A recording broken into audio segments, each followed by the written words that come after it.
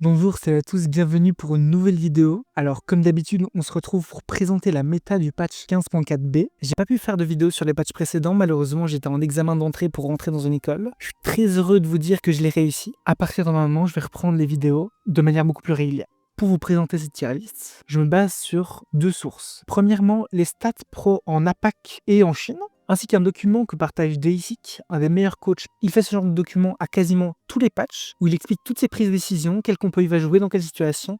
C'est extrêmement intéressant.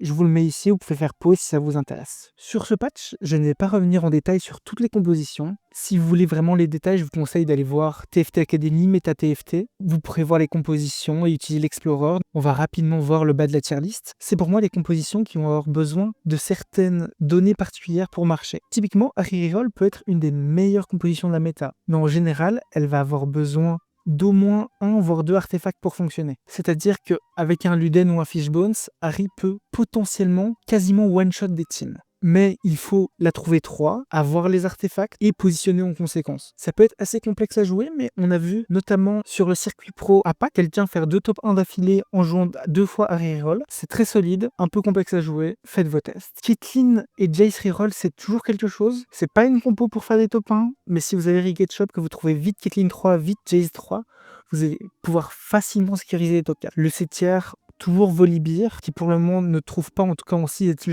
vraiment sa place dans la méta. Il y a un autre moyen de le jouer, qui est un peu plus rare. Je vous en parlerai un peu plus tard, quand je présenterai les compos plus en détail. Yuumi, malheureusement, c'est des grandes perdantes du 15.4. Elle était extrêmement méta dans les 2 derniers patchs, mais elle s'est fait un peu casser les jambes. C'est toujours jouable, mais ne vous attendez pas à top 1 avec. Katarina et Kai'Sa sont déjà beaucoup plus forts. En général, ce sont des rerolls qu'on va jouer depuis des power-up à scaling ou depuis des artefacts. Le Fishbone, par exemple, est complètement broken. Ou sur Katarina, le Downcore ou le Zonia. Ça reste des compos tout à fait jouables, mais je vous déconseille de les OTP ou de les forcer si vous n'avez pas une sortie parfaite. Au niveau du B tier, on va retrouver pas mal des rerolls qui étaient S tier avant le B-patch, notamment Kog'Maw, Smolder, Malzahar, Jhin. Pour ce qui est de Kog'Maw, Malzahar et Smolder, c'est toujours jouable, ça peut toujours gagner des games, c'est toujours très fort. Malheureusement, selon moi, c'est trop dépendant de certains items, c'est-à-dire les artefacts ou certains radiants qui les rendent totalement broken. Sans ça, ils peinent à trouver leur place et vont avoir du mal pendant le stage 2 et 3. Jhin reste toujours une compo très solide, vous pouvez la jouer de plein de manières différentes, on peut toujours la jouer en crew, mais la version Luchador avec Mundo Tank est parfaite. Et il y a une version que je vois de plus en plus, notamment en APAC, avec Rel en main tank. Ça m'a l'air encore un peu faible, mais encore une fois, on a un buff que la compo soit méta. On va revenir rapidement sur Ashe. Ashe, c'est potentiellement A tier. Malheureusement, je la mets en B parce qu'elle a absolument besoin de son bis, c'est-à-dire au moins une Ginzu, au moins un Kraken, si ce n'est pas 2 Kraken ou 2 Ginzu. Soulfighter est très correct ce patch. Cependant, il a tendance à être vachement contest en raison des compos Viego, qui sont actuellement S et A tier, que je vous présenterai un peu plus tard. Si vous avez une bonne sortie, que vous pouvez win streak et que vous avez des items à slam pour votre Amira plus tard, je ne parlerai pas en détail de Bastion Yeso, tout bonnement parce que ce sera dans les compositions que je vous présente. Petite dernière compo sur laquelle je vais revenir, Twisted Fate. Je ne vais pas vous la présenter parce qu'il y a un thread génial sur Twitter de la part de Waterpark qui parle de la compo Fast 8 Twisted Fate. Je ne peux honnêtement pas faire mieux que ce qu'il a expliqué. Je vous le laisse et je vous invite à aller le consulter. Avant de passer à la présentation des compos, on va rapidement passer sur les Zero Augment. Dans l'idée, elles sont toutes jouables. De loin, les meilleures, c'est celle de Shen et Mundo. Mais si vous avez en général au moins un item à slam et quelques copies, c'est toujours des games très faciles à top 4. La première compo estière, 7 Mighty Mech. On commence à voir apparaître des compos Mighty Mech. C'est des compos qui vont en général fast 8 voire fast 9, donc il vous faut quand même une bonne économie. En général en early on va vouloir slam des items sur Lucian qui vont passer plus tard sur Karma. À savoir que la compo peut parfaitement jouer Lucian 3. C'est-à-dire que si vous trouvez War the Weight Lucian, si vous avez Buildable Lucian, il reste un excellent carry jusqu'au stage 5. Il vous permet de rapidement fast 9 aller chercher votre Yone. Évidemment, quand on pense à cette Mighty Mech, on pense à la version Prisma du trait.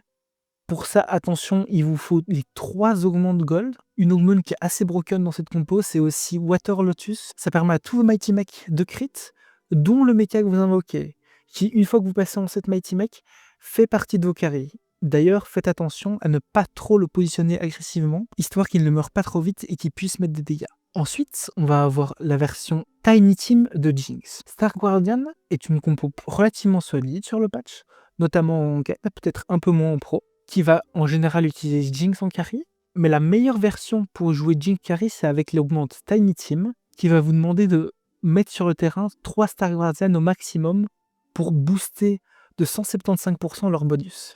Avant le beat patch, c'était à 200%. La compo était vraiment S plus tiers, la meilleure de la méta. C'est descendu à 175.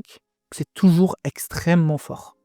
Les 3 qu'on va vouloir, en général, c'est Jinx, Xayah et Poppy. Tout simplement parce que Xayah va vous donner du dégât sur toutes les autos de Jinx. Et Poppy va à elle seule tanker bien assez avec son bonus doublé quasiment. Une autre compo S tiers, c'est la compo Viego. C'est une compo qui est très populaire, très jouée. Faites attention, vous êtes souvent contest dessus. Et il y a pas mal d'erreurs qui sont faites, notamment au niveau du build. Vous voyez, sur ma présentation, j'ai mis 1 million de builds différents. C'est peut-être un peu perturbant, mais on va rapidement vous expliquer. Alors, ici en haut, vous allez voir le build que beaucoup de gens font. C'est le build qui est conseillé par TFT Academy. Je vous montre les stats, c'est pas forcément le meilleur build. Il va tendance à quand même mourir assez vite, sachant qu'il n'a pas de sustain. Si vous avez un set très tanky et un Viego qui peut rapidement stack de la range avec Stretchy Arm, pourquoi pas? Mais je vais préférer les builds que je vous montre en dessous. En général, Viego est un personnage qui adore la range. Ça permet d'éviter de build des items défensifs dessus. Donc tous les artefacts de range, c'est probablement ce qui fera la compo S tier. La compo reste A tier même sans aucun artefact, avec des builds beaucoup plus défensifs de Viego. Je vais vous montrer à nouveau les stats. En buildant beaucoup moins de dégâts et beaucoup plus défensif, Viego va quand même être capable de mettre d'énormes quantités de dégâts, tout en tankant beaucoup plus et étant beaucoup moins dépendant de Stretchy Arm et d'un set très tanky. Dans ce genre de cas, n'hésitez pas à lui mettre des fruits beaucoup plus orientés scaling. On pense notamment à Not Done Yet. Viego est aussi un excellent porteur de quasiment tous les artefacts du jeu. Vous voyez, j'en ai mis plein. De gauche à droite, c'est de ses meilleurs à ses moins bons artefacts. Mais même ses moins bons restent excellents. N'hésitez pas, si vous voyez une Portable Forge, à cliquer dessus si vous avez un Viego. Vous trouverez toujours quelque chose de bien pour lui. À côté, en duo carry, en général, on va vouloir jouer Samira. Kalista peut très bien tenir ses items. Et le fait qu'on conteste les Samira rend aussi la compo Soul Fighter un peu plus faible, sachant qu'il y a toujours au moins un joueur de Viego par game. On va parler d'une des compos où mon choix serait peut-être le plus controversé. Alors selon moi, Kayle, c'est un S tier. Le souci dans les stats, c'est que les gens la jouent très mal. Kayle, c'est une composition qui a besoin d'énormément de ressources. C'est une composition qu'on va jouer sur les maps comme Crave Rave ou les autres maps qui vont vous donner énormément de gold. C'est-à-dire que vous avez besoin d'avoir au moins un one cost 3 stars et puis d'arriver jusqu'au level 9. Mais une fois level 9, on a probablement un des carries qui fait le plus de dégâts. Et avec Seaways, va passer à travers quasiment tous les boards du jeu. C'est aussi une des rares compos qui arrive à très bien utiliser la Demasian Crown. C'est un item qui va énormément booster les stats d'une de vos unités. Mais si celle-ci vient à mourir, vous perdez instantanément le combat. Ce qui est très intéressant dans la compo Kayle, c'est que dans tous les cas, si Kayle meurt, vous êtes quasiment sûr de perdre le combat.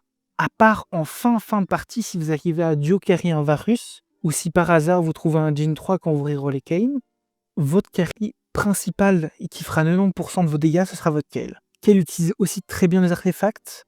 On pense notamment aux statiques, mais elle utilise aussi parfaitement la Gambler's Blade, la Flicker Blade. Ensuite, pour passer au A tier, on va pouvoir parler de Varus Fast 9. Encore une fois, c'est une compo qui est trop sous-cotée, notamment TFT Academy qui met la compo en B tier, ou Meta TFT qui la met carrément en C tier, il me semble. La compo est broken si vous trouvez Varus 2. Je vous mets ici les stats. Varus 2, tout bête, sans rien à côté, c'est déjà un énorme win rate. Si vous n'avez pas l'économie pour trouver Varus 2, ou vous n'avez pas les PV pour pouvoir pousser jusqu'au level 9, il ne faut jamais jouer cette composition. Ce n'est pas une composition qu'on force, c'est une composition qu'on fait avec une augmente d'écho et une très bonne win streak. Mais une fois que vous l'avez rentré, vous avez probablement une des compos qui va win le plus de games. Ensuite, on va avoir les versions de Darius Reroll. Une compo que je joue personnellement depuis le premier patch. J'aime énormément Darius, je trouve que c'est une des meilleures unités du jeu. Notamment si vous avez une tendance à beaucoup scout et à bien positionner. Dans l'idéal, on veut le fruit Fusion Dance sur Darius et lui faire manger Jace, ce qui va donner un pool d'HP et d'AD à Darius qui est absolument énorme. Il va one-shot tous les tanks sans item, tous les carries, et tanker des quantités de dégâts énormes. Au niveau du stuff, on va en général lui mettre une IE pour qu'il puisse crit sur sa compétence, qui va l'aider à accomplir son kill et à reset. Ensuite, ce que j'aime énormément lui mettre, c'est un Sterak et une BT, sachant que quand on joue Fusion Dance, Darius va avoir un énorme pool d'HP. Ce qui fait que les shields de la BT et du Sterak étant en pourcentage d'HP, Darius va gagner pendant les fights au moins 4000 de shield, ce qui en fait un immense tank avec déjà vos 6 V8 à côté qui vont tanker pas mal, même sans aucun item. Ensuite, on va directement passer sur la dernière compo que je vais vous présenter. Ça prendra un peu plus de temps parce que c'est une ligne qui est beaucoup plus flexible.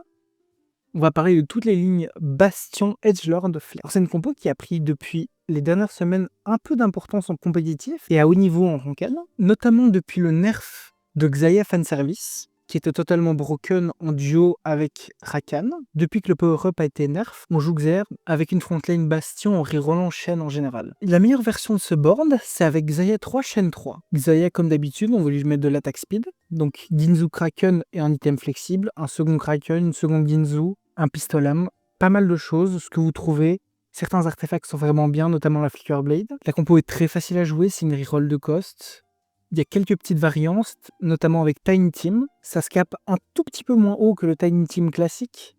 Mais si vous trouvez Shen 3, Xayah 3 et Rel 3, Rel 3 peut être un super tank là-dedans. Une autre variante est avec Exalted Adventure, où vous pouvez jouer Xin Zhao tank avec Xayah carré. En général, on veut quand même faire Shen 3, mais ça permet, si vous avez un Exalted Xayah Xin Zhao, de très vite cache de bons items et cap très haut. Or, je vous ai parlé du fait que cette ligne était flexible. C'est parce qu'il y a un autre board qui utilise la même base, c'est Yasuo Reroll. Yasuo Reroll, c'est une reroll 3 cost qui a de plutôt bonnes stats sur le circuit pro. Yasuo va beaucoup bénéficier des artefacts range, va en général vouloir reroll Yasuo et Swain ou Yasuo et Shen, si Swain est trop contest. Swain va tenir les items tank et va former un super tank en 6 bastions.